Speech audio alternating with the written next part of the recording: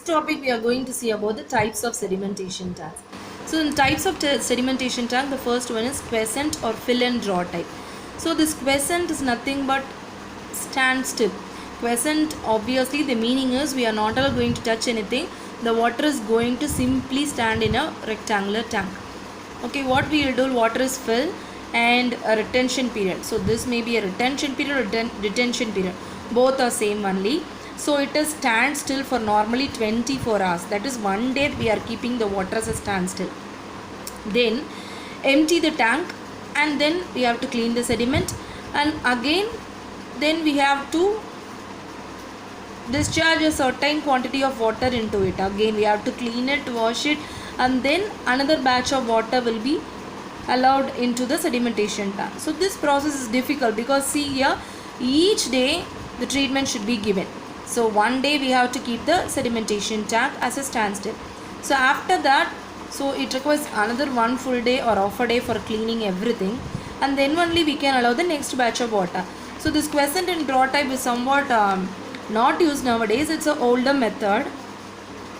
So if you take, the water will be entering into the tank and it will be standstill for one day. So after that we can remove the water from the outlet. So it shows that we have removed some 90% of suspended particle by using this method. So obviously the particles, whatever it is separated at the bottom, we can reuse, or it will be go for the sludge treatment. So the settled silt is nothing but the sludge. So we can remove the sludge and we can use it for the next process. So see here, then first one is quiescent type, second one is continuous type. So in continuous type, so if you see, you will be having a sedimentation tank like this. So it is a rectangular tank. So actually this shows a longitudinal section. So once if I show the picture, already I have sent you, whether you have gone through it or not I don't know.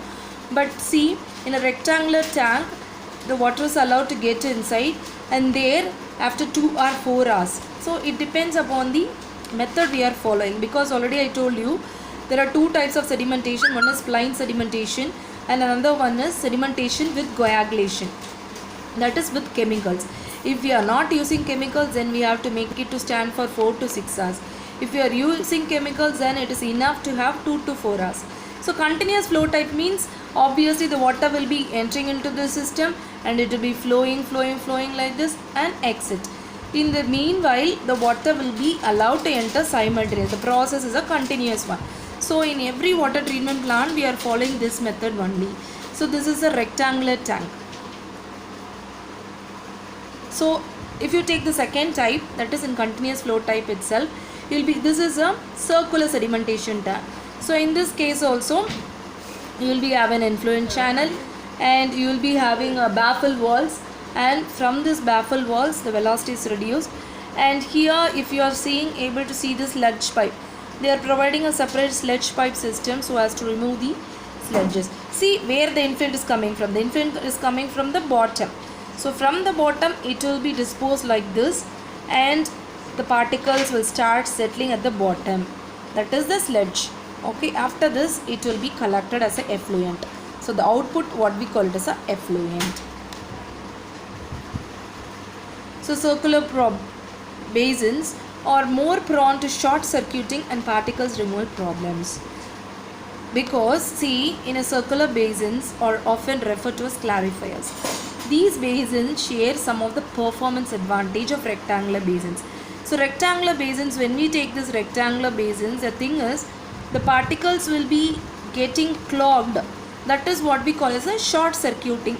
So whenever in problems or university questions, if they are asking short circuiting, is nothing but the particles will be get occupied at the edges.